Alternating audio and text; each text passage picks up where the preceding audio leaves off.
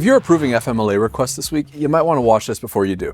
FMLA leave is one of the trickiest things employers deal with. There are so many rules and regulations talking about the circumstances of it, how you designate your time, how you handle insurance, what happens to bonuses, and way more. The FMLA is filled with rules from the Department of Labor, and if you don't know where to look on certain issues, you might miss something really important. Now, before we get started, a quick note that nothing we're about to talk about today here is legal advice. This is all for general information only. There are 1.5 million different reasons why these documents may need to change in order to fit your situation.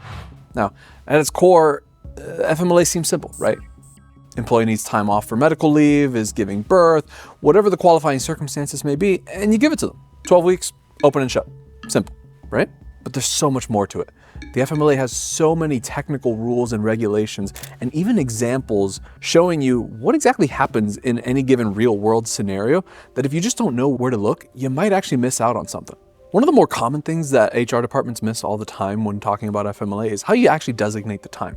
So looking at the company's annual calendar, whether it's done on a rolling 12-month period, the fiscal year, just the annual calendar, a forward-looking 12 months, a backwards-looking 12 months. Those are designations that you need to make that you maybe never even thought about. Some other things, how, if at all, your employees use their PTO while they're on leave.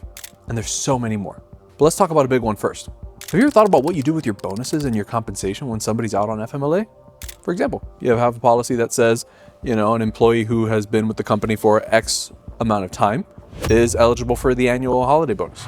Now, you don't usually have to give bonuses to people who don't meet the eligibility requirements, but there's a lot of little hidden things in the FMLA that may make you rethink that. But have you ever thought about how FMLA leave compares to employees whose eligibility is affected by other types of leaves and circumstances?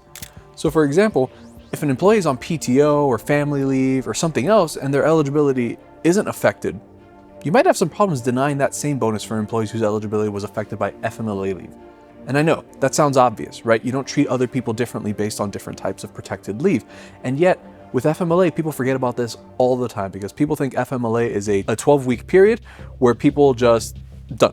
They're on pause for a bit. And none of the things that happen in the interim really all that matter that much to them. Let's talk about another thing. Have you ever made plans for your employees' health insurance contributions during this time? It's a really important one because most folks, when they go out on FMLA leave, it's often for a medical issue, right? I mean, it's built into the name, and which means this is a time when employees often need their health insurance. But FMLA leave is often unpaid. So what happens when things are unpaid? Well, there's no paycheck to deduct from for insurance premiums.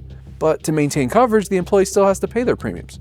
So what's your plan to make sure that that gets paid in the interim? Did you arrange a plan with the employee ahead of time? What are you going to do when the employee misses a payment because they're not used to having to actually pay for their health insurance? It's just automatically deducted from the paycheck. Sure, you can cancel the employee's health coverage, but did you know that there are strict notice and timing requirements before you can cancel the coverage for non-payment? And if you cancel coverage without having gone through these really tight notice and timing requirements because you thought it was just as simple as the employee not paying, you're going to get in trouble. Now, what about coordinating FMLA leave with other leaves? Employees often have a lot of different leave entitlements and privileges, and they often overlap. Think of FMLA, short-term disability, long-term disability, parental leave, PTO, sick leave, military caregiver leave, workers' compensation, and probably some others I'm missing too.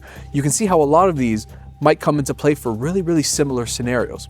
Now, if you're not designating FMLA leave as concurrent leave with other types of leaves, you may be exposing your organization to a lot more time off for an employee, leaving your company understaffed. And along the way, you're going to deal with business disruptions, employee relations issues with those who are left to pick up the slack, and then some.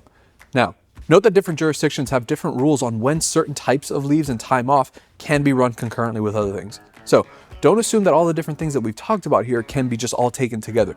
Make sure you check first. That said, while the FMLA itself is a federal law, employees have plenty of other leave rights that are often governed by state law. So it's really important that you do a deep dive on the interplay between all of these different types of leaves, or you risk missing something or hurting your operations. If anything we've talked about today sounds like an issue that you're dealing with and that you might need some help navigating, the link to schedule a consultation is below. Thanks for watching.